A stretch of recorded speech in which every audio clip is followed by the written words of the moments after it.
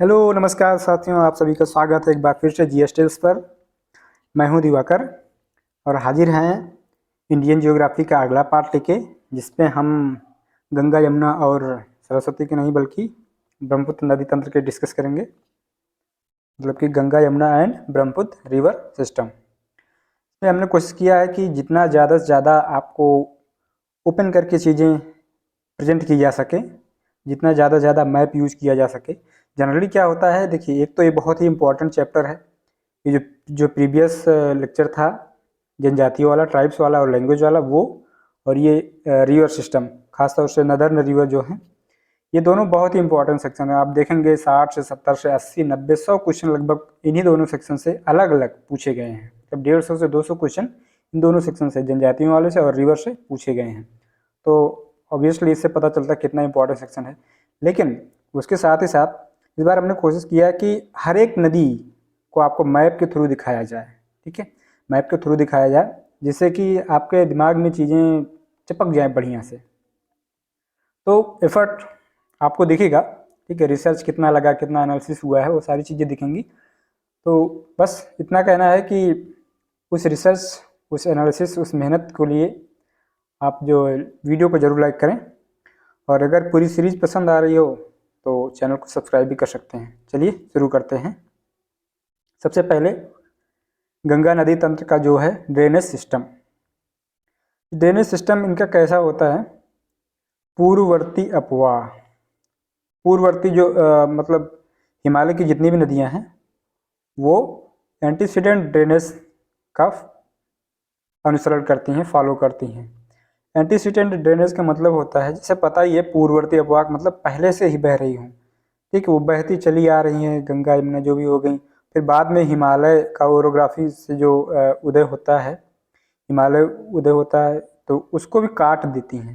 मतलब अपने ढाल को लगातार फॉलो करती जो चली आए, वो नदियाँ होती हैं एंटीसीडेंट ड्रेनेज फॉलो करती हैं, या पूर्ववर्ती अफवाह उनका ड्रेनेज सिस्टम होता है।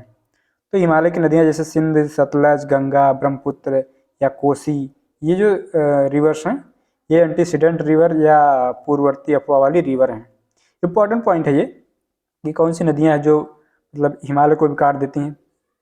इसका एक अगर थोड़ा सा लॉजिक देखा जाए, क्योंकि काफ़ी पावरफुल रिवर्स हैं ये, है ना, सिंधु, सतलज, गंगा, ब्रह्मपुत्र, ये सब काफ़ी पावरफुल रिवर्स हैं। तो जब इनके सामने पहाड़ भी आते हैं तो ये पहाड़ को भी काटते हुए अपना रास्ता एकदम मेंटेन रखती हैं।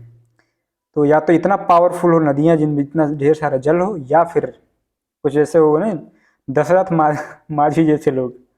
दशरथ माझी जो थे, वो कहाँ, गहलोर की गोरिया वाला जो मूवी उन पे बनी है ना, माउंटेन मैन, उनके जैसे या तो दृढ़ विल हो। तो इस तरीके से चीज़ें ऐसी होती हैं कि पूर्ववर्ती अफवाह वाली जो नदियाँ हैं वो बड़ी बड़ी भयानक वाली, सिंधु, सतलज, गंगा, ब्रह्मपुत्र, ये सारी रिवर्स हैं, और ये लगातार अपरदन का कार्य करती हैं, जो हमने बताया कि काटती रहती हैं। तो इस वजह से खड्ड, महाखड्ड, गॉर्ज, ये सारी चीज़ें, बड़े बड़े गड्ढे, झरने, ये सब बनते रहते हैं। गंगा नदी तंत्र में ये सब बहुत इंपॉर्टेंट रिवर हैं, सारी की सारी। छोटी बड़ी करके कभी कभार मतलब घुमा फिरा के क्वेश्चन पूछे जाते हैं, और हम प्रॉमिस करते हैं इस बार कि इस लेक्चर को देखने के बाद आपको एक भी छोटी से छोटी, बड़ी से बड़ी नदी को याद करने में तो प्रॉब्लम नहीं होगी, और वो सारी चीज़ें आपके दिमाग में एकदम से बैठ जाएंगी। फिलहाल ये एक मतलब बहुत ही डिटेल्ड मैप है, इसमें सारी रिवर दी गई हैं। इनको हम थोड़ा विस्तृत वे में देखेंगे आगे, एक एक रिवर का मैप के साथ और उनके डिस्क्रिप्शन के साथ। तो स्टार्ट करते हैं। गंगा, जिसे कि भागीरथी भी बोला जाता है, ठीक है, भागीरथी भारत की सबसे लंबी नदी है। 2525 किलोमीटर लंबी नदी है, 25-25 किलोमीटर लंबी, ठीक है। ये तो कुछ ऐसे नहीं हो गया जैसे 50-50 किलोमीटर दूर जब कोई बच्चा रोता है, इसी तरीके से ये 25-25 किलोमीटर लंबी नदी है। गंगा नदी इंडिया की सबसे लंबी नदी है। इसका उद्गम स्रोत जो है, source of origin, Gangotri Himani के गोमुख से होता है। गोमुख गंगोत्री हिमानी का, ये गंगोत्री ग्लेशियर का पार्ट है, वहाँ से गंगा निकलती है। टिहरी में इसमें भिलांगना, देवप्रयाग में अलकनंदा नदी आकर मिलती है। तो ये हो गया हमारा टिहरी है, जहाँ पर ये भिलांगना नदी आ रही है, और आके देखिए गंगोत्री के गोमुख से ये निकल रही हैं भागीरथी, और यहाँ पे आके भिलंगना से टिहरी पे मिलती हैं, और फिर यही नदी आके भागीरथी जो आके अलकनंदा से मिलती है देवप्रयाग पर। ठीक है, तो यहाँ से ये गंगा बन जाती हैं। देवप्रयाग पर जब अलकनंदा से मिलती हैं भागीरथी तो इनका नाम हो जाता है गंगा। भागीरथी और अलकनंदा का संयुक्त नाम गंगा है, वही चीज़। तो गंगा हरिद्वार में मैदानी भाग में प्रवेश करती है। ये आप चीज़ देख सकते हैं, देवप्रयाग में यहाँ पे गंगा हुआ, फिर उसके बाद ऋषिकेश, ये जो चीज़ है, ये जो जगह है, ये है हरिद्वार। यहाँ पर ये मैदानी भाग में एंट्री करती हैं। इनको और डिटेल में हम आगे देखेंगे अच्छे मैप के साथ। गंगा झारखंड की सीमा पर स्थित राजमहल की पहाड़ी के उत्तरी ओर प्रवाहित होती हुई पश्चिम बंगाल के फरक्का नामक स्थान पर यह बांग्लादेश में प्रवेश करती है। टेंशन ना लीजिए, सब आपको सामने दिखेगा। यहाँ इसे पद्मा नाम से जाना जाता है। कहने का मतलब है जब ये गंगा बांग्लादेश में एंट्री करती है तो उस जगह पर जो जगह है वो फरक्का बैराज है, फरक्का जगह है, और उसके आगे इसको गंगा नदी को पद्मा के नाम से जाना जाता है। ये बड़ा इंपॉर्टेंट पॉइंट है क्योंकि इससे सवाल पूछा गया है, वो बहुत कंफ्यूजिंग भी है। पद्मा और मेघना, ठीक है, पद्मा एंड मेघना दो नदियाँ हैं, दो नाम है। ये बड़ा कंफ्यूजिंग हो जाता है, पहले पद्मा आता है अच्छा कि बाद में जो है पद्मा आता है, लेकिन पास से पहले पास से पद्मा, ये से भी आप जान सकते हैं। तो दूसरा भी ट्रिक ये है, मेघना जो है, मेघना यहाँ देखिए, मेघना जो नदी बनती है वो ब्रह्मपुत्रा, जिसको कि बांग्लादेश में जमुना बोलते हैं, जब उससे ये पद्मा मिल जाती है तब उसको मेघना नदी बोला जाता है। ठीक है, तो ये मेघना नदी जाके सीधे बंगाल की खाड़ी में मिल जाती है।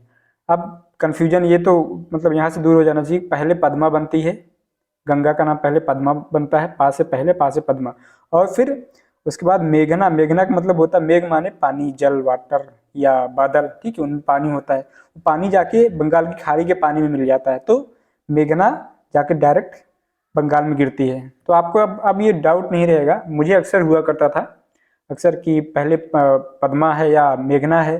जैसे जब हम पढ़ रहे हैं तो ठीक है, पद्मा मेघना में याद है, लेकिन 1 महीने 2 महीने बाद ये चीज़ें आगे पीछे हो जाती थी तो गलत हो सकता था। लेकिन अब पहले पद्मा और मेघना, जो जिसमें कि पानी होता है, मेघ होता है, तो वो जाके पानी में मिल जाती है, बंगाल की खाड़ी में मिल जाती है, और विश्व के सबसे बड़े डेल्टा सुंदरवन का निर्माण करती है जब ये बंगाल की खाड़ी में जाती हैं। मैप के साथ हम इसको देखेंगे अभी। यह गंगा ब्रह्मपुत्र का यह डेल्टा हुगली तथा मेघना नदियों के बीच में होता है। हुगली खुद गंगा की एक डिस्ट्रीब्यूटरी है, वितरिका या शाखा है। ठीक है, जिसे डिस्ट्रीब्यूटरी बोलते हैं, जो मुर्शिदाबाद में गंगा से अलग होती है। मुर्शिदाबाद जो है एक टाउन है वेस्ट बंगाल का। ठीक है, अब हम आते हैं एक बहुत ही अच्छे से मैप पे। यहाँ पे देखेंगे ये हमारी गंगा आ रही है। ठीक है, यहाँ से निकलते गंगोत्री के गोमुख से निकलते निकलते निकलते निकलते यहाँ पहुँची। ठीक है, यहाँ ये रहा फरक्का, ये फरक्का, यहाँ पर ये आके ये देखिए पद्मा नाम हो गया इसका। ये बांग्लादेश है ना, ये ऐसे बांग्लादेश बन रहा है, तो बांग्लादेश में जैसे एंट्री करती है फरक्का पे वैसे ही पद्मा बन जाती है। ठीक है, और इधर से क्या है, ब्रह्मपुत्र आ रही है, ब्रह्मपुत्र आ रही है, तो जैसे ब्रह्मपुत्र इधर बांग्लादेश में एंट्री करती है जमुना बन जाती है। और ये जमुना और पद्मा, जमुना एंड पद्मा जब ये दोनों मिलती हैं यहाँ पर, तब यहाँ पे ये मेघना बन जाती है। ये देखिए मेघना, अब यहाँ से मेघना जाके सीधे बे ऑफ बंगाल में अपना पानी उड़ेल देती है। ठीक है, उसके साथ ही साथ हमने देखा कि हुगली और ये जो मेघना, इनके बीच में जो ये है डेल्टा, ये है दुनिया का सबसे बड़ा डेल्टा सुंदरबन। ठीक है, ब्रेडेड डेल्टा है, कई नाम है इसके। और हुगली जो है, देखिए हुगली यहाँ पर फरक्का के आसपास ही ये भी जगह है जिसे मुर्शिदाबाद बोलते हैं, जो कि वेस्ट बंगाल का एक टाउन है मुर्शिदाबाद। यहाँ से अलग होती है, गंगा का ही पार्ट है ये। हुगली गंगा की डिस्ट्रीब्यूटरी है। यहाँ पे आके ऐसे, और इसी हुगली में आके ये दामोदर नदी मिल जाती है। तो दामोदर जो है हुगली की मतलब ट्रिब्यूटरी है, ट्रिब्यूटरी यानी कि जो इसमें सहायक नदी है। तो कुल मिला के दामोदर भी एक प्रकार से गंगा के ही सहायक नदी हो गई। अब हम जो पंच प्रयाग होते हैं उनको देखेंगे। उनमें सबसे पहले तो अलकनंदा की बात होती है, क्योंकि अलकनंदा में ही सारी नदियाँ मिलती हैं। लास्ट में जाके जब भागीरथी में अलकनंदा मिल जाती है, ठीक है, तब जाके वहाँ पे हमारी गंगा बन जाती है। तो अलकनंदा नदी जो है चमोली, टिहरी, पौड़ी, गढ़वाल जिलों से होकर बहती हुई चमोली जिले की नगर पंचायत बद्रीनाथ जो है अलकनंदा के तट पर स्थित है। ठीक है, चमोली जिले की नगर पंचायत भी बद्रीनाथ है, और बद्रीनाथ एक इंडिया का बहुत इंपॉर्टेंट तीर्थ स्थल भी है। बहुत इंपॉर्टेंट मतलब ये कि आदि शंकराचार्य जी द्वारा स्थापित जो 4 पीठ हैं, 4 पीठ इंडिया में, उनमें से एक बद्रीनाथ है। और वो किसके तट पर है, वो अलकनंदा के तट पर है। इसके भी मतलब ट्रिक हैं, आपको सारी चीज़ें एक्सप्लेनेशन की थोड़ी मिलेंगी। तो ये अगर हम बात करें कि ये बाकी जो 3 जो पीठ हैं या 3-4 धाम जो बोलते हैं, 4 धाम में से एक बद्रीनाथ है या 4 पीठ में से एक बद्रीनाथ है, और बाकी 3 पीठ, एक तो हो गया गुजरात वाला द्वारका, ठीक है, और ये पुरी उड़ीसा में, और जो साउथ में है वो रामेश्वरम। तो ये चारों जो है बद्रीनाथ, द्वारका, पुरी और रामेश्वरम, ये चारों 4 धाम हो गए या 4 पीठ हो गए, जिससे कि आदि शंकराचार्य द्वारा स्थापित किया गया था, ठीक है। केदारनाथ से रुद्रप्रयाग की ओर बहने वाली नदी मंदाकिनी है। ध्यान दीजिए, बद्रीनाथ अलकनंदा नदी के तट पर है, केदारनाथ मंदाकिनी के तट पर है, और दोनों जाके यहाँ पर मिलती हैं। रुद्रप्रयाग पर जाकर अलकनंदा मंदाकिनी से मिल जाती है। इसकी भी सब सारी चीज़ें आपको एकदम डिटेल से दिखेंगी। और ये मंदाकिनी जो है चौराबाड़ी ताल से निकलती है, सोनप्रयाग में काली गंगा से मिलकर आगे बढ़ती है। रुद्रप्रयाग में हमने बताया मंदाकिनी अलकनंदा से मिलती है।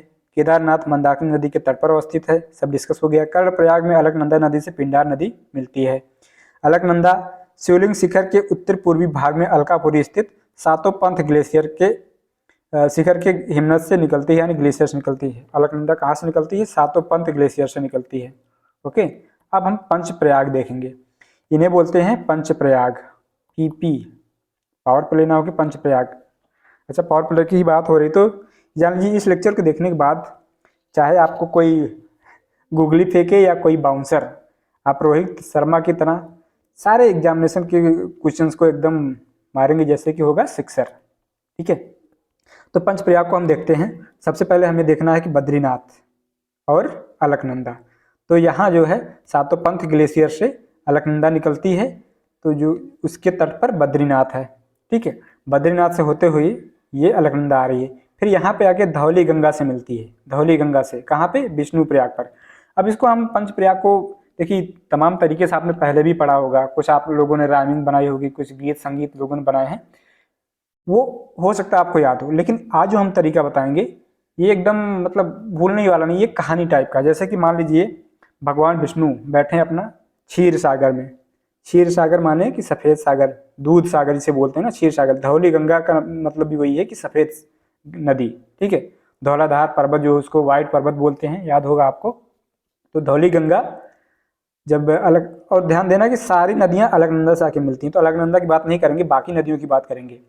तो धौली गंगा विष्णुप्रयाग पर क्यों मिलती? क्योंकि भगवान विष्णु जो है क्षीर सागर में बैठे हुए देख रहे हैं पृथ्वी पर कि क्या क्या चीज़ें हो रही हैं। तो धौली गंगा जब आके यहाँ बद्रीनाथ वाली अलकनंदा से मिली तो विष्णुप्रयाग पे मिली। अब आगे बढ़े तो आगे भगवान विष्णु ने मतलब डिसाइड किया कि अब हमें नंद बाबा के यहाँ जन्म लेना है, ठीक है। तो उन्होंने तो नंदाकिनी नदी से आके नंद प्रयाग पर अलकनंदा से मिलती है। भगवान जो है विष्णु भगवान आके नंद प्रयाग पर यहाँ नंदाकिनी मिली, ठीक है।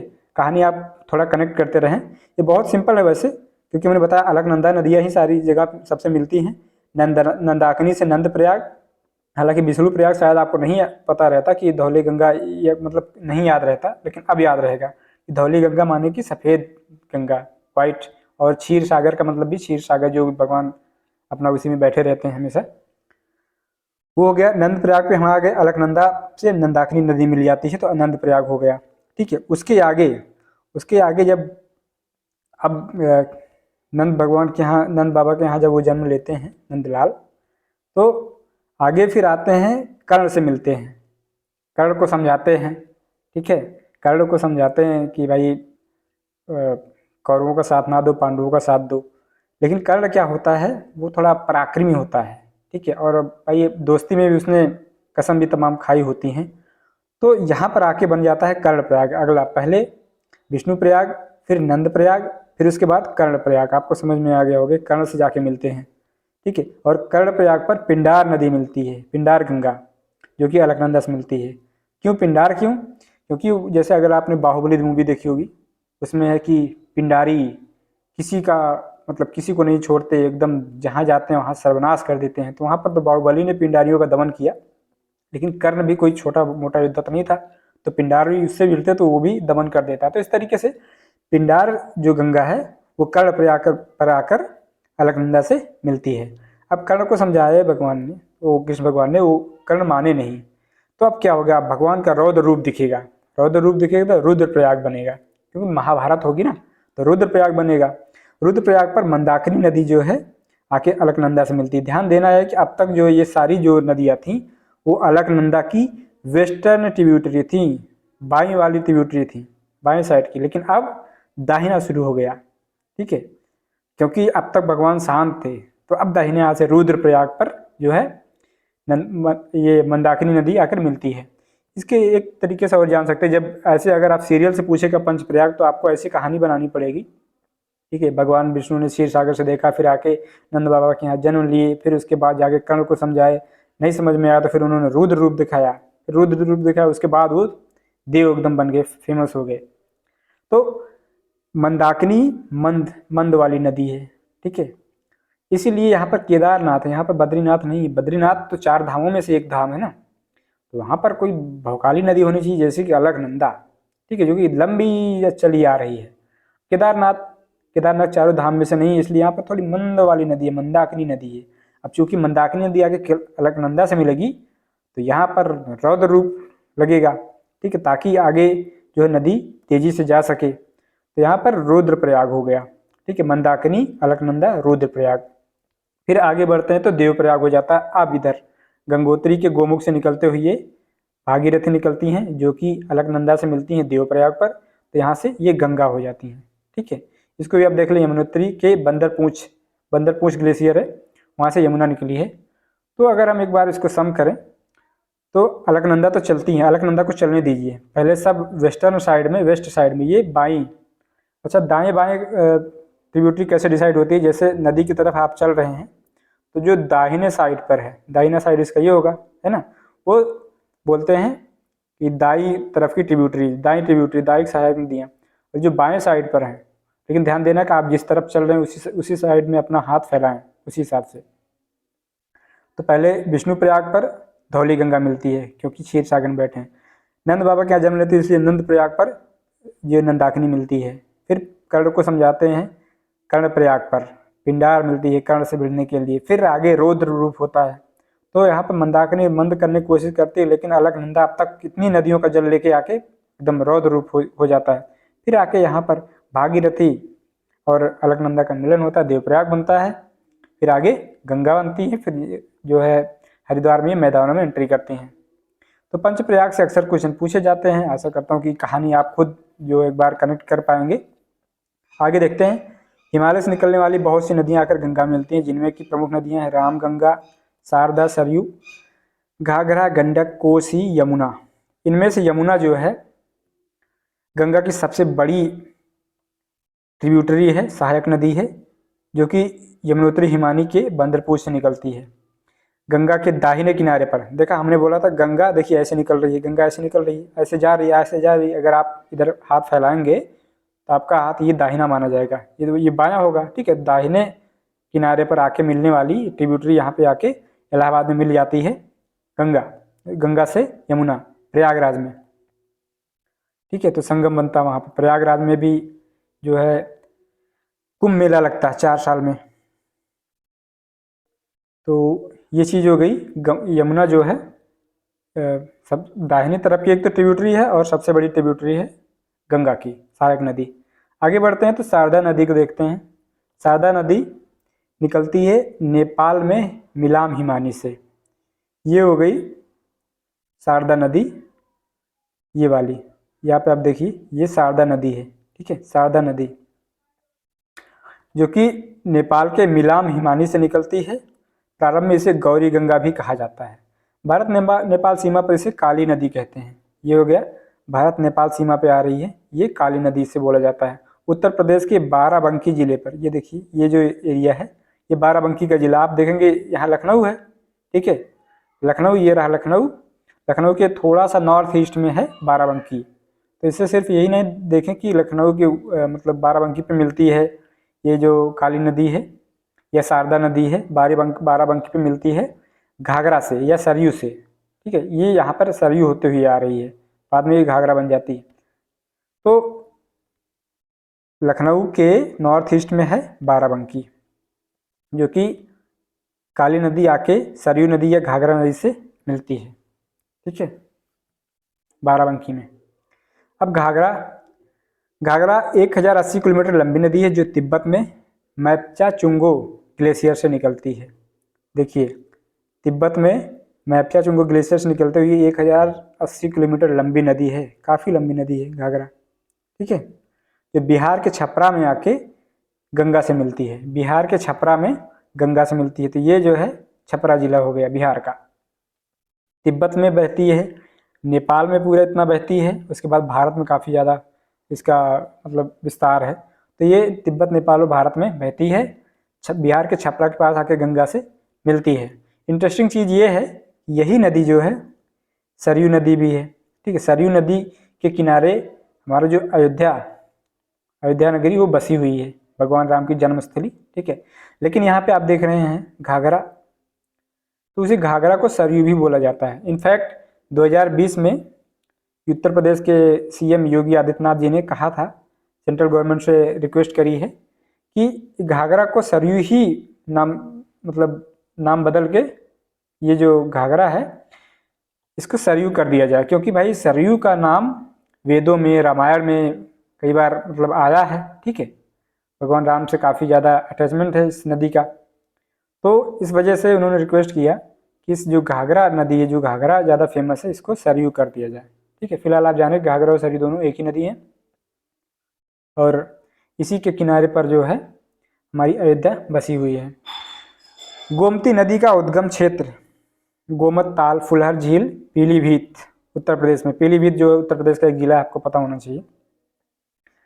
वहाँ पर एक गोमत ताल जो कि फुलहर झील, वहाँ से गोमती नदी निकली है। तो कुल मिला के ये पहाड़ी नदी नहीं है। ठीक है, गोमती आप देखें यहाँ पर, यहाँ से निकली है। ठीक है, उत्तर प्रदेश से ही निकली है ये। तो उत्तर प्रदेश के गोमत ताल, जिसे कि फुलहर झील बोलते हैं, जो कि पीलीभीत में है, वहाँ से निकली है।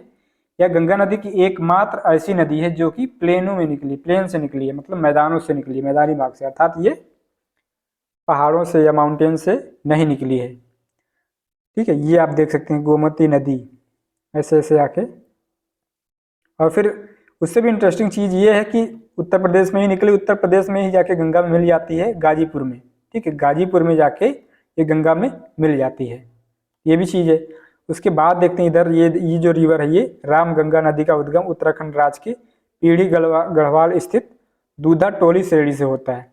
दूधा टोली श्रेणी से निकलती है ये राम गंगा, जो कि उत्तराखंड में है। वहाँ से निकलते निकलते उत्तराखंड के बाद आके यूपी में ये भी आके गंगा से मिलती है। ठीक है, गंडक नदी, अगली नदी जो है वो है गंडक नदी। गंडक नदी आप देखें ऐसे ऐसे होके हुई, ऐसे ऐसे आई है, तो मतलब नेपाल हिमालय से निकलकर पटना के निकट सोनपुर में गंगा से मिल जाती है। ठीक है, पटना के निकट सोनपुर में गंगा से मिल जाती है। इसी गंडक नदी पर पश्चिम चंपारण जिले पर एक नहर बनाई गई है, त्रिवेणी नहर, त्रिवेणी कैनाल। ठीक है, जिसका पानी गंडक नदी से ही जाता है। ये क्वेश्चन है एक्चुअली, इसीलिए इन्होंने पॉइंट के रूप में दे दिया है कि त्रिवेणी कैनाल का पानी किस नदी से मिलता है, तो गंडक नदी से मिलता है। और ये गंडक नदी जो है नेपाल में निकलते हुए फिर इधर बिहार में आके, बिहार से होते हुए पटना के निकट सोनपुर में गंगा से मिल जाती है। कुल मिला के ये सब गंगा रिवर सिस्टम चल रहा है, इसलिए सारी नदियाँ आके गंगा में मिलती हैं। अगली रिवर है कोसी।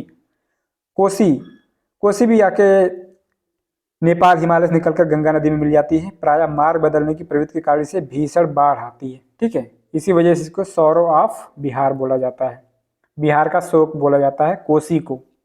ठीक है, कोसी जो बिहार में ज़्यादा बाढ़ लाती है।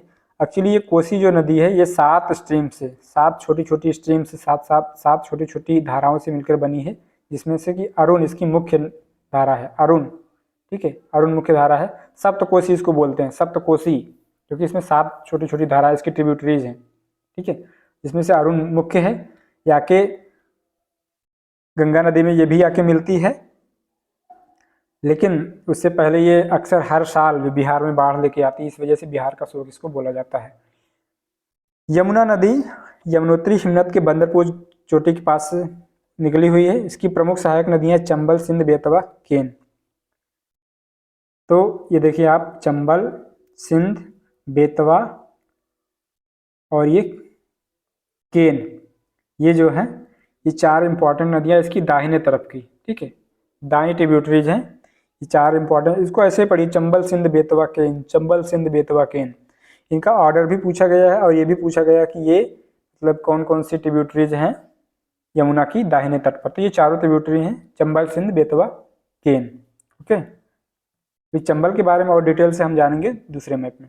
यहाँ पे देखिए चंबल घाटी, चंबल नदी मध्य प्रदेश के महू के निकट से निकलती है, ठीक है। चंबल जो है मध्य प्रदेश के महू से निकलती है, बहुत मतलब फेमस पॉइंट है, आपको ऑलरेडी पता होगा। लेकिन इसमें इसका जो अगला एक्सप्लेनेशन है वो ये है कि पहले ये उत्तर दिशा में बहती है, ठीक है, महू से निकल रही है, उत्तर दिशा में बह रही है।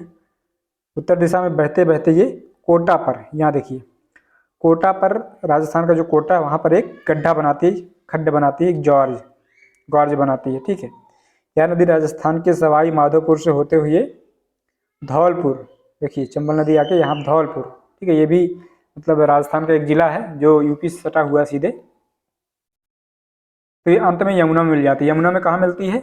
उत्तर प्रदेश के इटावा जिले में। यहाँ पर देखें यमुना से आके इटावा मिल रही है। तो यहाँ पर जो मिल रही है ना, ये मतलब इटावा है, ठीक है। उससे पहले ग्वालियर भी इसके साइड में है, ये देखिए ग्वालियर भी मतलब चंबल नदी के तट पर है, ठीक है। अब हम चंबल नदी के ट्रिब्यूटरीज देखेंगे, जिसमें बनास रिवर हो गया, ठीक है, और ये शिप्रा रिवर पर उज्जैन जो सिटी है एमपी की, ठीक है, वो बसा हुआ है।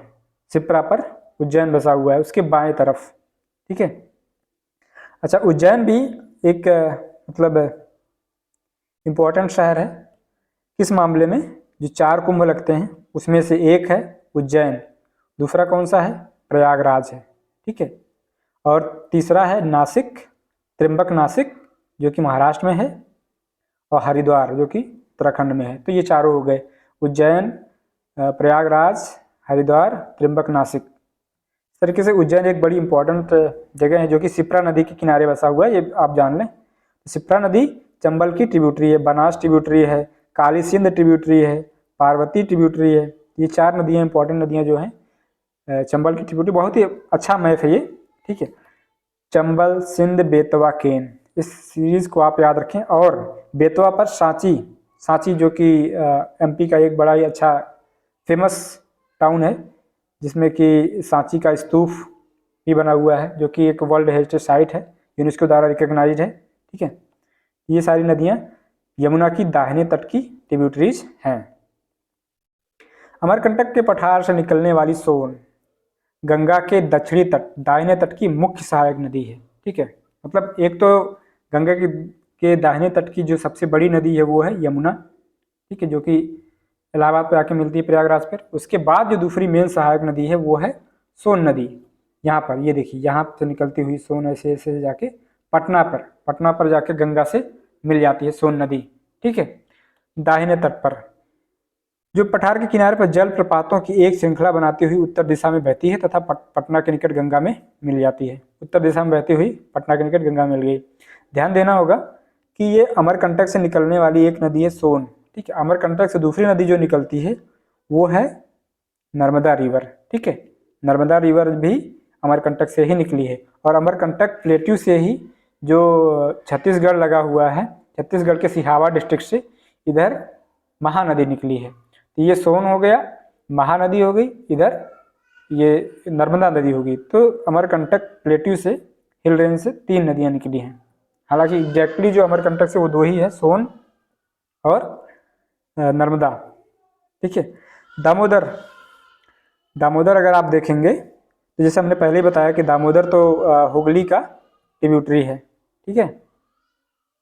यहाँ देखिए ये रही दामोदर रिवर, यहाँ पे आके मतलब बे ऑफ बंगाल में डायरेक्ट जाके ये नहीं मिलती है, ये हुगली से मिल जाती है पहले, फिर हुगली जाके बे ऑफ बंगाल में अपना पानी उतार देती है पूरा, ठीक है।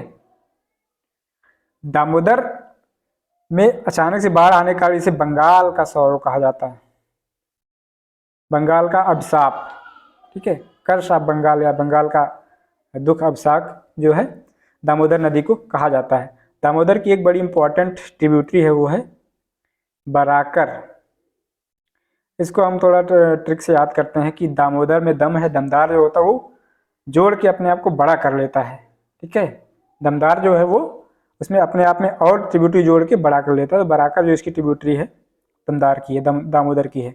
अब एक साथ कुछ नदियों को दिया इन्होंने, उसके बाद उनका उद्गम स्थल और उनका संगम कहाँ पे आके मिलती हैं। तो गंगा गंगोत्री के गोमुख से बंगाल की खाड़ी में अपना पानी गिराती है, ठीक है। यमुना यमुनोत्री के बंदरपूंछ से गंगा मिल जाती है प्रयागराज इलाहाबाद पर। शारदा जो कि काली नदी है, मिला हिमानी नेपाल हिमालय से घाघरा के साथ मिल जाती है बाराबंकी पर, ओके। कोसी गोसाई थाम नेपाल हिमालय से निकलती है, गंगा में आके मिल जाती है। गंडक गंडक जो है नेपाल हिमालय से निकलती है, गंगा में सोनपुर पटना के पास आके मिल जाती है।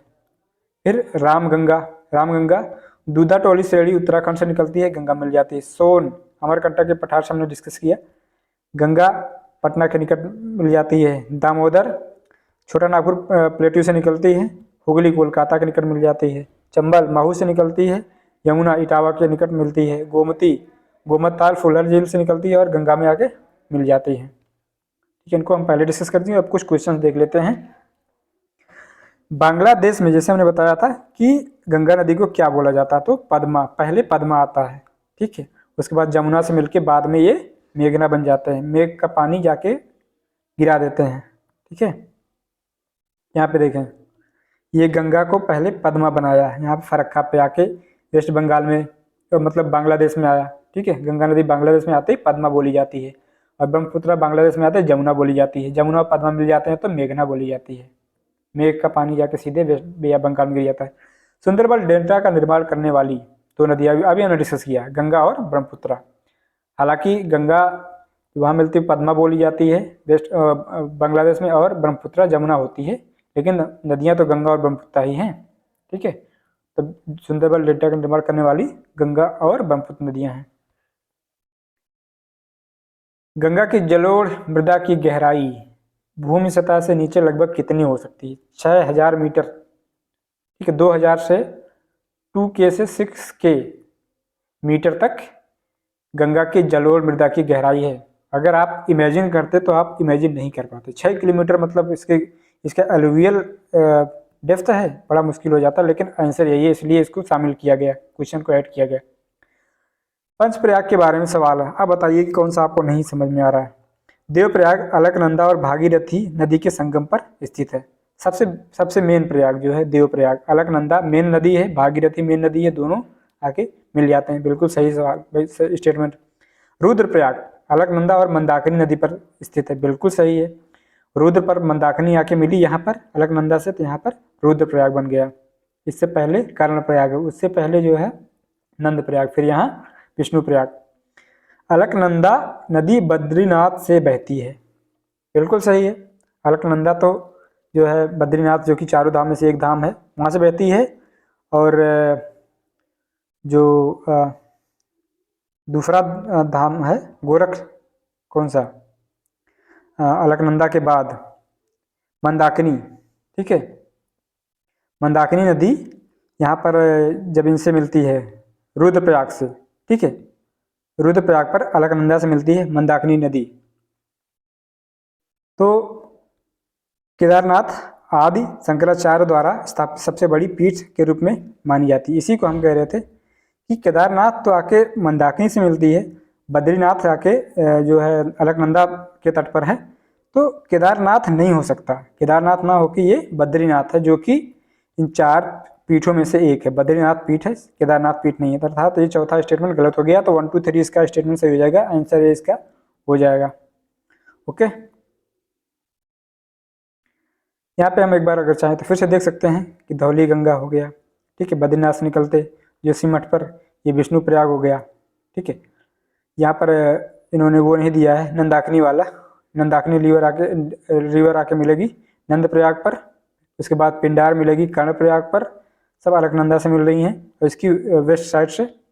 फिर रुद्रप्रयाग पर केदारनाथ वाली मंदाकिनी जो मिलेगी अलकनंदा से, फिर अलकनंदा से यहाँ पे गंगोत्री से होते हुए गोमुख से तो ये भागीरथी आएगी, बिलंगना टेहरी पे मिलेगी, यहाँ से देवप्रयाग पर, फिर वहाँ से ऋषिकेश एंड हरिद्वार से प्लेन में एंट्री करेगी गंगा। पंचप्रयाग अगेन, रुद्रप्रयाग, रुद्र पे एक मंद होना चाहिए, एक अलकनंदा होना चाहिए, तो मंद माने मंदाकिनी, रुद्रप्रयाग अलकनंदा से मिल गई। नंद पर तो नंदाकिनी और अलकनंदा, नंदाकिनी एंड अलकनंदा। नंद प्रयाग पर इन्होंने कौन सा दिया, विष्णु गंगा, एक्चुअली इन्होंने गलत दिया, हालांकि इसमें यही लगेगा। कर्णप्रयाग पर आपको पता है अलकनंदा पिंडार, देवप्रयाग पर सीधा सीधा सबसे भागीरथी और अलकनंदा दोनों मेन नदियाँ, तो बच गया यही। नंद प्रयाग पर इसको मंदाकिनी करके ना करके नंदाकिनी करना चाहिए था, वो गलत लिख दिया गया है, ठीक है। तो ये चीज़ जाने, इस तरीके से रुद्रप्रयाग का हो जाएगा, मैंने बताया 1 का ए का 2, ए का 2 अपने आप आंसर निकल गया, इसका बी बहुत सिंपल आंसर था, लेकिन हाँ पता होना चाहिए था। उस नदी का नाम बताइए जो केदारनाथ से रुद्रप्रयाग के मध्य बहती है। फिर से वही चीज़, केदारनाथ से रुद्रप्रयाग पर मंदाकिनी ही आके बहेगी ना, ताकि मंद करे थोड़ा सा रुद्र का। तो डी, किस नदी के तट पर बद्रीनाथ का प्रसिद्ध मंदिर है? अलकनंदा, बद्रीनाथ चारों धाम में से एक है, अलकनंदा इंपॉर्टेंट रिवर है, मेन रिवर है जो भागीरथी से मिलती है, तो बद्रीनाथ अलकनंदा पर स्थित है। सबसे लंबी नदी है इंडिया की गंगा, इंडिया की सबसे लंबी नदी जो है वो गंगा। एक्चुअली ब्रह्मपुत्र और सिंधु जो हैं, जिसको इंदस नदी बोलते हैं, वो ज़्यादा लंबी नदी हैं गंगा से, लेकिन क्या है कि वो इंडिया में पूरा जो उनकी लंबाई है वो गंगा से कम है।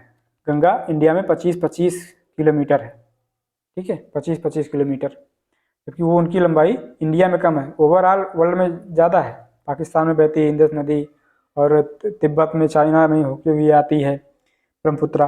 भागीरथी निकलती है गोमुख से, गंगोत्री के गोमुख से, कई बार पूछा गया है सवाल। गंगा नदी की एकमात्र सहायक नदी जिसका उद्गम मैदान में है, हमने बताया कि ये है गोमती नदी, उत्तर प्रदेश में ये निकलती है पीलीभीत में, ठीक है, फुलहर झील में, गोमत ताल से इसलिए इसका नाम गोमती पड़ गया, और जाके गाजीपुर में ही गंगा नदी से मिल जाती है, उत्तर प्रदेश में ही। तो बस यूपी में निकल के यूपी में ही रह गई गोमती, अकेली नदी जो कि प्लेन से निकलती है, मैदानों से निकलती है। असर्शन रीजन, दिल्ली और आगरा के मध्य वर्ष के अधिकांश समय यमुना नदी मृत हो जाती है। यमुना असतत वाहिनी नदी है, ये भी इंपॉर्टेंट पॉइंट है, एक्चुअली बहुत यूनिवर्सल पॉइंट है, अक्सर सवाल पूछा जाता है। जो हिमालय से निकलने वाली नदियां हैं वो सतत वाहिनी है, मतलब साल भर बहती रहती हैं, तो ये असतत वाहिनी, ये तो गलत हो गया, अर्थात आर गलत है, मतलब इसका ये आंसर सही हो जाएगा, एक ही तो अपने आप निकल के आ गया ना, खाली आपको पता चल गया आर गलत, तो ऐसे आंसर निकल गया सी, क्योंकि इसी में ही आर गलत है, जबकि पहला स्टेटमेंट अगर आपको नहीं पता होता तब भी सही है। ये दिल्ली और आगरा के मध्य जो है साल के अक्सर समय में जो है यमुना मृत प्राय रहती है, ये हो गया दिल्ली, ये हो गया आगरा। कारण इसका ये है कि बहुत ज़्यादा पोल्यूशन, टू मच पोल्यूशन है ना, फेमस है आगरा से न्यू दिल्ली के बीच में। अच्छा, इसके साथ ही साथ आपको ये भी पता हो जाना चाहिए कि नई दिल्ली आगरा जो है ये यमुना पर स्थित है, साथ ही साथ आगरा के थोड़ा नॉर्थ वेस्ट पर यही मथुरा भी है, ठीक है, तो मथुरा भी यमुना पर ही स्थित है। ये अक्सर सवाल भी आता है कि कौन से नगर या शहर किस नदी पर स्थित है। यमुना नदी की निम्नलिखित सहायक नदियों पर विचार कीजिए, उन्हें पश्चिम से पूर्व की ओर क्रम से व्यवस्थित कीजिए। बड़ा इंटरेस्टिंग हमें लगता है जब ऐसे कोई ऑर्डर वाला आ जाता है कोई क्वेश्चन, पश्चिम से पूर्व तक, ठीक है। तो जैसे हमने बताया था एक रिदम में, चंबल सिंध बेतवा केन, चंबल सिंध बेतवा केन, ऐसे ही आप पढ़ते रहें राइमिंग के साथ। तो चंबल सिंध बेतवा केन 4312, 4312 इसका पहला ही ऑप्शन सही हो गया। अब आप यहाँ से मैप में भी देखें, ठीक है, चंबल सिंध बेतवा केन। अच्छा, एक और इंटरेस्टिंग चीज़ है कि चंबल की जो ये ट्रिब्यूटरी है काली सिंध, उसके एकदम नीचे सिंध नहीं है, उसके नीचे पार्वती, उसके बाद सिंध आता है, ठीक है। और चंबल की ट्रिब्यूटरी है बनास, इसकी left hand tributary, left bank tributary, फिर जो शिप्रा नदी है जिसके किनारे उज्जैन बसा है, काली सिंध और पार्वती, ये तीनों राइट बैंक ट्रिब्यूटरी हैं। चंबल नदी में नहीं मिलती कौन सी नदी? अभी हमने देखा क्षिप्रा मिलती है और काली सिंध भी मिलती, पार्वती भी मिलती है। बेतवा तो अपने आप में एक यमुना की ट्रिब्यूटरी है ना, तो चंबल से मिलती तो यमुना की ट्रिब्यूटरी क्यों कहलाती? तो चंबल सिंध बेतवा केन में बेतवा नदी आती जो कि यमुना की ट्रिब्यूटरी है। यहाँ देखें, ये बेतवा है, ठीक है, बेतवा पर सांची स्थित है, ये बड़ा इंपॉर्टेंट पॉइंट है, ठीक है, और शिप्रा पर उज्जैन स्थित है। ओके, इनमें गंगा की कौन सी सहायक नदी उत्तर वाहिनी है? उत्तर वाहिनी आपको पता है सोन नदी है, उत्तर की तरफ बहती है, बाकी सब ऐसे दक्षिण की तरफ, दक्षिण वेस्ट, दक्षिण पूर्व, ठीक है, लेकिन जो सोन नदी है वो इधर से बहती है, उत्तर की तरफ बहती है, तो सोन नदी इसका आंसर हो गया। अमरकंटक से निकलती है, मैंने बताया, यहाँ पे देख भी सकते हैं आप, सोन नदी यहाँ अमरकंटक के पहाड़ पठार से निकली, फिर ऐसे उत्तर की तरफ बहती चली गई, जाके पटना पर गंगा से मिल गई। कौन सी श्रेणी यमुना और सोन के मध्य जल विभाजक का कार्य करती है? इंपॉर्टेंट सवाल है, बहुत डीप सवाल है। अब एमपीपीसीएस इसी वजह से ये थोड़ा स्पेसिफिक हो गया, ठीक है, एमपी से रिलेटेड। आंसर इसका है कैमूर रेंज, ठीक है। एक्चुअली ये जो सोन है ये मैकाल के अमरकंटक से निकलती ही है, ठीक है, तो ये हो गया, यहाँ से निकलेगी, यहाँ मैकाल हो गया, मैकाल के अमरकंटक से निकलते निकलते ऐसे ऐसे बह रही है सोन नदी, और इसके जो नॉर्थ वेस्ट में है, थोड़ा नॉर्थ वेस्ट में है, ये हो गया मैकाल रेंज, ठीक है, तो मैकाल इसके नॉर्थ वेस्ट में हो गया। तो और ये हो गई हमारी यमुना रिवर, ठीक है, यमुना रिवर यहाँ पे आगे मान लीजिए गंगा मिल जाएगी, और ये सोन रिवर, तो इनके बीच में जल विभाजक का काम कर रही है Kaimur range. Okay, Kaimur range. यहाँ से हम एक चीज़ और देखना चाहेंगे, मैं बताना चाहूँगा आपको, जैसे मैंने प्रीवियस सेक्शन में डिस्कस भी किया इसको बहुत अच्छे तरीके से। ये हो गया कैमूर रेंज, ये हो गया मैकाल रेंज, इसी मैकाल रेंज में जो है अमरकंटक है, ठीक है। और अगर ये बात किया जाए कि सतपुड़ा रेंज की ये महादेव और मैकाल रेंज, ये तीनों जो रेंज है ये सतपुड़ा रेंज में आती हैं, ठीक है, तीनों पहाड़ियाँ सतपुड़ा रेंज में आती हैं। तो MMS जो है ये सतपुड़ा रेंज की तीनों पहाड़ियाँ हैं, और सतपुड़ा की सबसे ऊंची जो चोटी है वो है ये पंचगढ़ी पर आती है धूपगढ़, ठीक है, पंचमढ़ी पर धूपगढ़, पंचमढ़ी किस पर है? महादेव पर है। ओके, तो मैकाल से निकलती है सोन निकलती है ऐसे जाती है, और उसके नॉर्थ वेस्ट में है कैमूर रेंज। कैमूर रेंज जो है विंध्यन श्रेणी का पार्ट है, ठीक है, बाकी ये तीनों सतपुड़ा रेंज के पार्ट हैं। और सतपुड़ा के एकदम बीच में ही यही ऊपर नॉर्थ में नर्मदा नदी निकलती है, और सतपुड़ा के साउथ में ताप्ती नदी निकलती है, तापी जिसे बोल सकते हैं आप। किस नदी का जल ग्रहण क्षेत्र सर्वाधिक है? इसमें इंटरेस्टिंग कहानी है ये, क्योंकि मेन रिवर नहीं दिया है इसमें, छोटी छोटी रिवर दिया है। महानंदा तो आपने सुना भी नहीं, अभी रामगंगा देखा आपने, गंडक देखा, सोन देखा, लेकिन महानंदा नहीं सुना, ठीक है, महानंदा का जिक्र नहीं आया था। एक्चुअली ये इसका जो आंसर वो है सोन। फिर भी आपने देखा काफ़ी इंपॉर्टेंट नदी है, यमुना के बाद इस गंगा के सबसे बड़ी ये राइट बैंक ट्रिब्यूटरी है, ठीक है। अब इसमें हम अगर देख लें तो सोन का जो जलग्रहण क्षेत्र है वो है 70,055 वर्ग किलोमीटर, ठीक है। महानंदा का बहुत छोटा सा 207 ही है। रामगंगा का है 30,811 और गंडक का है 45,731, ठीक है। तो इसमें इन चारों नदियों में सोन नदी का जलग्रहण क्षेत्र सर्वाधिक है। अच्छा, आपके लिए एक सवाल है कि आप बताएं इनका ईस्ट टू वेस्ट क्रम, इन चारों नदियों का, महानंदा, रामगंगा, सोन, गंडक, इनका जो है ईस्ट टू वेस्ट इनका ऑर्डर बताएं। जैसे महानंदा का हमने पहले नहीं डिस्कस किया, तो आपको बता देते, हल्का सा हिंट देते हैं। महानंदा जो है गंगा की सबसे आखिरी लेफ्ट बैंक ट्रिब्यूटरी है महानंदा, ठीक है, ये महानंदा हो गया, गंगा आ गई, गंगा की सबसे आखिरी लेफ्ट बैंक ट्रिब्यूटरी है, और इसके पहले जो है ये कोसी रिवर है, ठीक है, तो कोसी के भी राइट में है, ये कोसी के भी पूर्व में है। बाकी तीनों नदियों का आपको पता है, इनका क्रम आप बताएं कि पूर्व से पश्चिम चारों नदियों का क्रम क्या होगा। हमने महानंदा नहीं बताया तो उसको बता दिया, सबसे पूर्व में वही है। मोरीबंद डेल्टा, इस डेल्टा का एक उपभाग है, तो मोरीबंद डेल्टा एक्चुअली बंगाल डेल्टा या गंगा डेल्टा या ब्रह्मपुत्र डेल्टा या फिर जो है सुंदरबन डेल्टा का पार्ट है। ओके, जैसे कि हमने बताया कि इस डेल्टा को कई भाग में डिवाइड किया गया है। ठीक है, तो यहाँ ये देखिए, ये जो डेल्टा है ये मोरीबंद डेल्टा है, उसके साउथ में मेचियोर डेल्टा, ऐसे करके इस डेल्टा को कई डेल्टा के रूप में नामित किया गया है। फिलहाल आप एक क्वेश्चन आया था जिसको आप जान लें। ठीक है, moribund delta is a part of Bengal delta, अर्थात सुंदरबन डेल्टा का पार्ट है। निम्नलिखित में से गंगा नदी घाटी का भाग कौन सी उपनदी है? गंगा नदी घाटी का भाग कौन सी उपनदी है? बीपीएससी 2019 में सवाल पूछा गया था। तो शंख, दक्षिणी कोयल, उत्तरी कोयल, बराकर। बराकर तो हमने डिस्कस किया था कि दामोदर ने अपने आप में और जोड़कर अपने आप को बड़ा कर लिया, तो दामोदर तो इसका पार्ट है अर्थात, और दामोदर जाके हुगली में मिलती है, मतलब कि वो गंगा नदी के बेसिन का पार्ट हो गया। ठीक है, दामोदर एक हो गया, और उत्तरी कोयल भी जाके जो है गंगा में मिलती है, इसलिए ये भी जो है गंगा नदी का पार्ट हो गया। लेकिन इसमें आंसर में ई ऑप्शन इसलिए हो जाए क्योंकि एक या एक से अधिक हो गया, या दो चारों में से कोई नहीं, तो आंसर इसका होगा एक या एक से अधिक, मतलब एक से अधिक। ठीक है, तो ई आंसर होगा। इसमें इन्होंने एक्सप्लेनेशन दिया है, हम यहाँ पे देख लेंगे। ठीक है, यहाँ पे देखिए आप, ये जो है देखिए, ये दामोदर चलती आ रही है, दामोदर।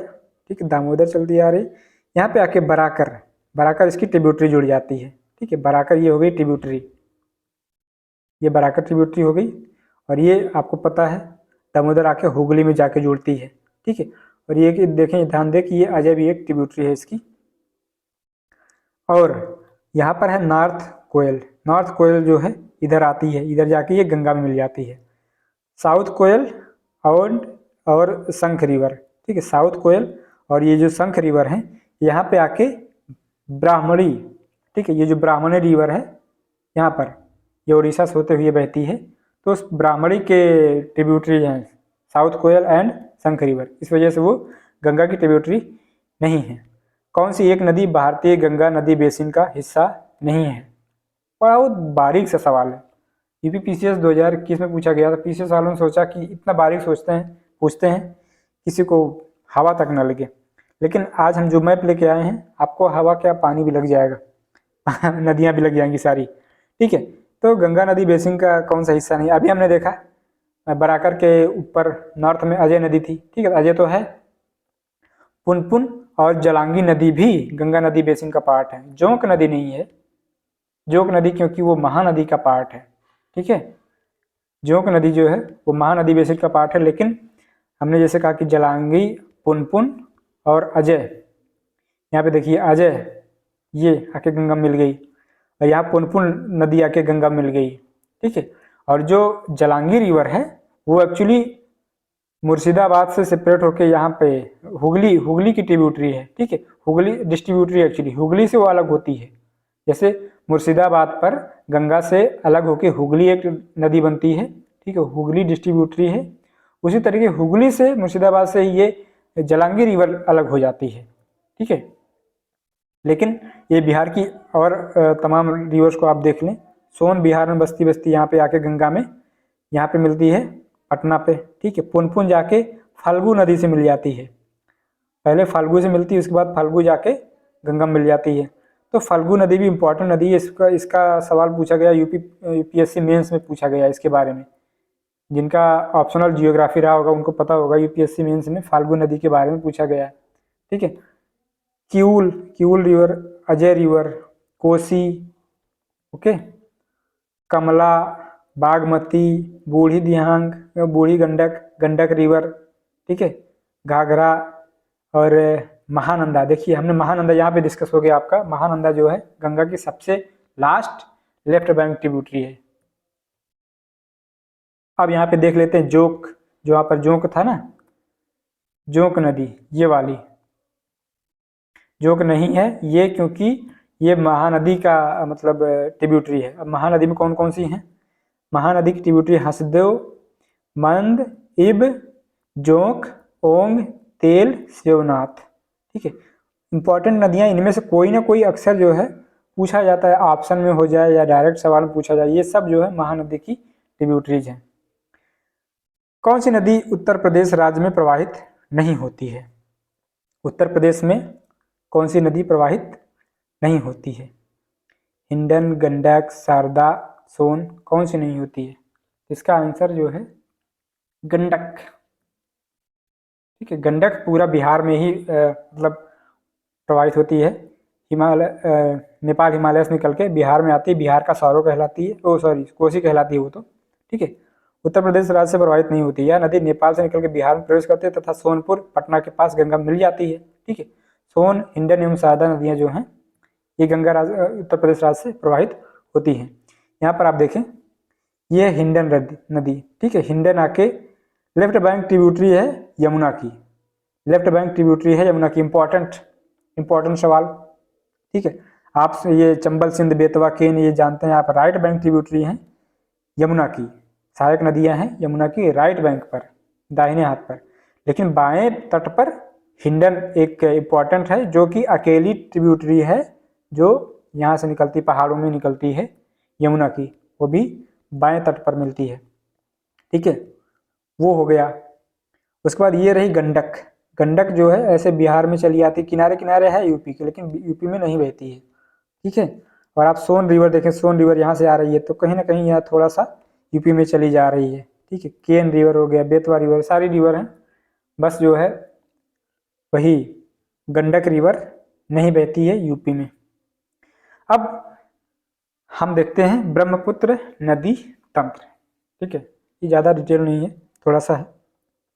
तो भारत में जिसको ब्रह्मपुत्र बोला जाता है वो यारलुंग जांगपो नदी है, जो कि तिब्बत से निकलती है। ठीक है, पश्चिमी तिब्बत के आंगसी ग्लेशियर से निकलती है ब्रह्मपुत्र, यारलुंग जांगपो बोला जाता है इसको तिब्बत में, आंगसी ग्लेशियर से निकलती है, पश्चिमी तिब्बत में है। हिमालय के समानांतर पूर्व से पश्चिम की ओर, मतलब पश्चिम से पूर्व की ओर बहती है।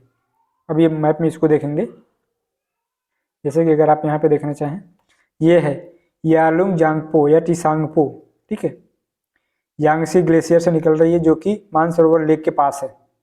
यहाँ से निकलते हैं तो ये हिमालय हो गया, उसके पैरेलल पूर्वी तरफ से बह रही है, तो वही चीज़ में बोला गया है, हिमालय के पैरेलल बहती है, समानांतर पूर्व की ओर बहती है। नामचा बारवा शिखर के पास पहुँच कर यह अंग्रेजी का यू टर्न लेती है, भारत के अरुणाचल प्रदेश में दिहांग नाम से प्रवेश करती है। ओके, भारत में जो है ये दिहांग नाम से प्रवेश करती है। यहाँ पर ये हो गया लोहित, ये हो गया दिबांग, ये हो गई दिहांग रिवर। ठीक है, दिहांग, और नामचा बारवा पे आके यू टर्न ले रही है, नामचा बारवा पे, यहाँ पर हो गया ये नामचा बारवा, यहाँ पे यू टर्न ले रही है, अरुणाचल प्रदेश में एंट्री करती है और दिहांग नाम से। ठीक है, जो कि आगे असम में जाके इसे ब्रह्मपुत्र नाम से जाना जाता है। बांग्लादेश में जाते तो जमुना बोल देते हैं। ठीक है, जो पद्मा से मिलकर फिर मेघना में बना जाती है, मेघना बना देती है, मेघना जाके भैया बंगाल से मिल जाती है। ब्रह्मपुत्र, सतलज और सिंध नदियों का स्रोत तिब्बत के मानसरोवर झील के पास में है, मैंने पहले ही बता दिया। ठीक है, ब्रह्मपुत्र को तिब्बत में सांगपो या सापू के नाम से जाना जाता है। ब्रह्मपुत्र की प्रमुख सहायक नदियां हैं जयमोली, तीस्ता, कामेंग, सुबनसिरी, धनसिरी, दिहांग, दिबांग, पगलादिया, जिया भरेली, संकोस और लोहित। तो यहाँ पे कुछ नदियां देख सकते हैं, जैसे कि ये लोहित हो गया, ठीक है, ये दिबांग हो गया, और ये खुद दिहांग के नाम से आती है, फिर यहाँ ब्रह्मपुत्र बन जाती है। सुबनसारी हो गई, ठीक है, कामेंग हो गया, मनास हो गया, रायदाक हो गया, जालधका हो गया, और तीस्ता, यहाँ पर ये तीस्ता भी आके इधर मिलती है। ये सब हैं, और ये धानसेरी इधर से हो गई। इन नदियों को याद करने का हमने एक ट्रिक बनाया है, फिलहाल अभी लास्ट में उसको बताएंगे। लोहित नदी पूर्वी तिब्बत की जयालचू पर्वत श्रेणी से, लोहित ये रही, ठीक है, पूर्वी तिब्बत ये जो है ये जयालचू पर्वत श्रेणी है। ठीक है, यह नदी अरुणाचल प्रदेश आसाम में बहती है। ये भी इंपॉर्टेंट पॉइंट है, पहले अरुणाचल प्रदेश में एंट्री करती है, ठीक है, तिब्बत से एंट्री करती है अरुणाचल प्रदेश में, अरुणाचल प्रदेश से फिर आके आसाम में बहती है लोहित नदी जयालचू पर्वत श्रेणी से। उसके बाद सुबनसिरी, सुबनसिरी हम यहाँ पे देख सकते हैं, तिब्बत से निकल के अरुणाचल प्रदेश में एंट्री करती है और असम में बहती है, हिमालय से निकलती है। बराक रिवर, बराक रिवर जो है ये अरुणाचल प्रदेश में नहीं बहती। बराक रिवर क्योंकि मणिपुर पहाड़ी से निकलती है। बराक रिवर कहाँ पर, यहाँ पर, ये हो गया मणिपुर, ये हो गया मिजोरम, ठीक है, और ये हो गया असम। तो ये मणिपुर, मिजोरम और असम में बहती है बराक रिवर। ओके, मणिपुर पहाड़ी से निकलकर मिजोरम तथा असम में बहती हुई बांग्लादेश में प्रवेश कर जाती है। असम घाटी में ब्रह्मपुत्र नदी गुम्फित जलमार्ग, जिसे कि ब्रेडेड वाटरवेज बोलते हैं। ब्रेडेड का मतलब होता है जैसे छितरा हुआ, फैला हुआ, ठीक है। जैसे कि जब डेल्टा बनता है तो वहाँ पर जो नदी आती है वो फैल जाती है ना, छितरा जाती है, डिस्ट्रीब्यूट हो जाती है, उसी तरीके से ब्रेडेड वाटरवे बोलते हैं, ठीक है। गुम्फित जलमार्ग बनाती है जिसमें कुछ बड़े बड़े द्वीप भी मिल जाते हैं। तो रिवरीन आइलैंड इसको बोलते हैं, रिवरीन या नदी द्वीपीय तंत्र बोलते हैं, जिसमें कि माजुली जो दुनिया की सबसे बड़ी, विश्व का सबसे बड़ा नदी द्वीपीय तंत्र है वो है माजुली, जो कि असम में अवस्थित है, ठीक है। ब्रह्मपुत्र नदी में, ब्रह्मपुत्र नदी यहाँ पर, तो ये असम में नदी में ही ये द्वीप स्थित है, ठीक है।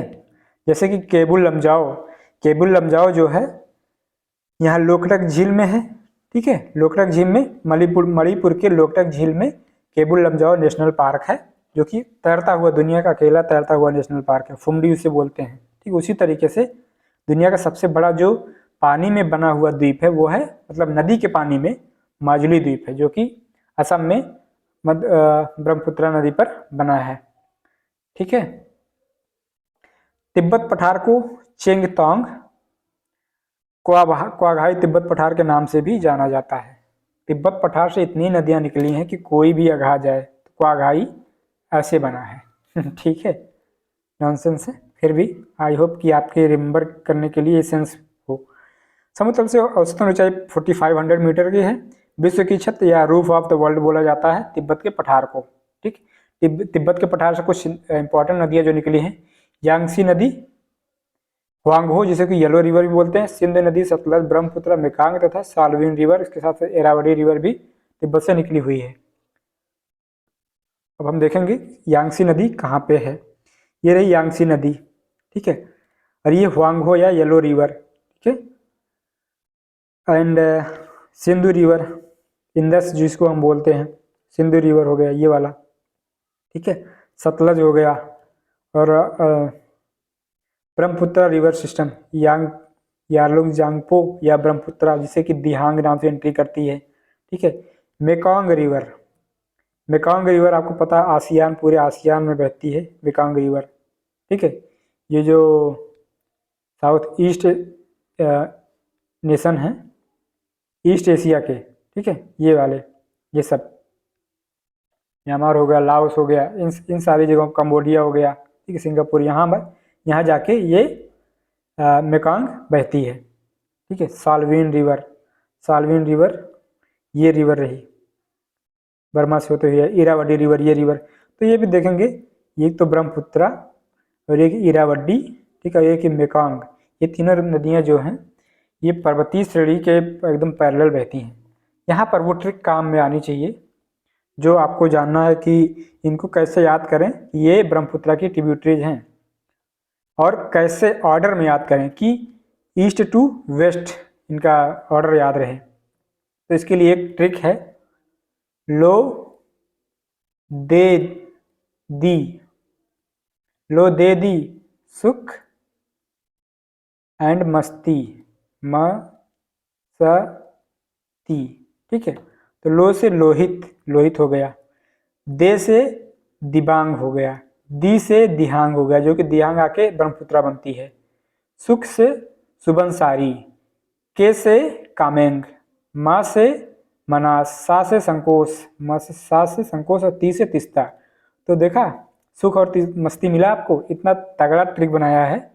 और ऐसा ही नहीं कि एकदम रैंडम हो कि हाँ ये सारी नदियाँ हैं, इनका ऑर्डर भी है, वेस्ट टू ईस्ट, ठीक है। लो दे दी सुख और मस्ती, जाओ मजे करो, सारी नदियाँ ब्रह्मपुत्र के आप याद कर लो, ठीक है। बस थोड़ा सा ध्यान देना है आपको, इतना मैप में देख के आप ये ध्यान दे सकते हैं, इसका स्क्रीनशॉट आप ले सकते हैं, ठीक है। वैसे मैं अलग से इसका शॉट बना दूंगा कि लोहित और दिबांग, ये जो लोहित और दिबांग जो हैं ये इसकी लेफ्ट बैंक ट्रिब्यूटरी है। दिहांग तो यही है, ब्रह्मपुत्रा लेफ्ट बैंक ट्रिब्यूटरी है। बाकी सुबनसिरी, कमेंग, मनास, संकोच, तिस्ता ये राइट बैंक ट्रिब्यूटरी। हमने बताया था ना, मनास एक जो है ये ब्रह्मपुत्रा की ट्रिब्यूटरी है, और जो बनास थी, बनास रिवर, वो चंबल की ट्रिब्यूटरी थी। ठीक है, तो इस चीज़ का ध्यान दें। अब कुछ क्वेश्चन देख लेते हैं। पूछ रहा है कि जो ब्रह्मपुत्रा जब इंडिया में आती है तो नमचा बारवा पर, तिब्बत के नमचा बारवा पर यू टर्न लेती है। ठीक है, तो वो यू टर्न क्यों लेती है ये पूछ रहे हैं। ठीक है, इसका आंसर है भूवैज्ञानिकी तरुण हिमालय के अक्ष संघीय नमन के कारण। ये इतना जटिल सा स्टेटमेंट है, इसको थोड़ा सिंपल बनाते हैं।